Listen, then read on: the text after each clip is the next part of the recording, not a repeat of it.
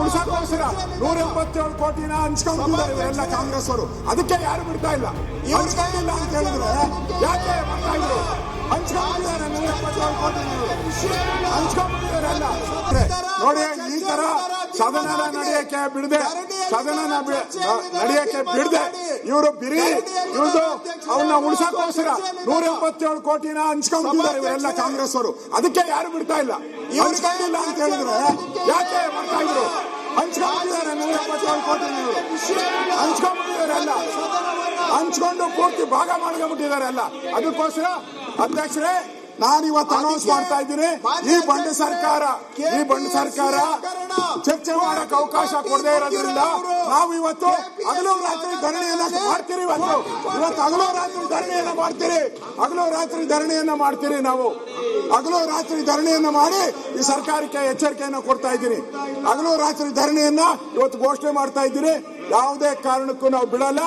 ನಾಗೇಂದ್ರ ರಾಜೀನಾಮೆ, ದಲಿತರ ಹಣ ವಾಪಸ್ ಬರಬೇಕು. ಇದು ನಮ್ಮ ಹೋರಾಟ ಇದೆ. ಚರ್ಚೆಗೆ ಬನ್ನಿ, ನಾವು ಚರ್ಚೆಗೆ ರೆಡಿ. ಚರ್ಚೆಗೆ ರೆಡಿ. ನಾವು ರೆಡಿ.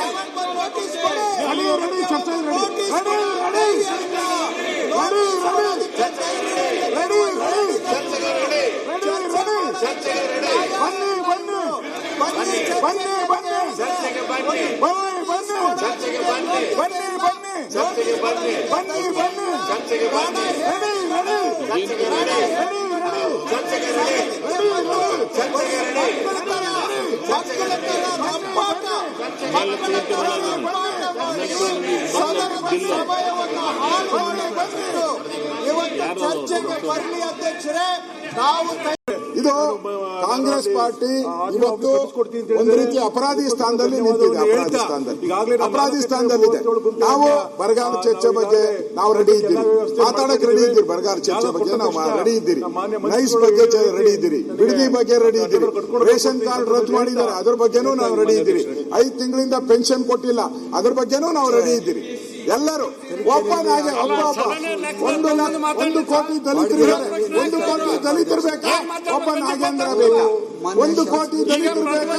ಒಬ್ಬ ನಾಗೇಂದ್ರ ಬೇಕಾ? ಕಾಂಗ್ರೆಸ್ ಅವರಿಗೆ ಒಬ್ಬ ನಾಗೇಂದ್ರ ಬೇಕು, 1 ಕೋಟಿ ದಲಿತರು ಬೇಡ.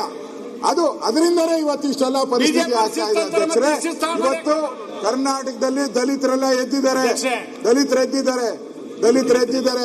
ನಮ್ಮ ನ್ಯಾಯ ಕೊಡಿ, ನಮ್ಮ ದುಡ್ಡು 187 ಕೋಟಿ ನಮ್ಮ ಅಕೌಂಟ್ ಬರಬೇಕು.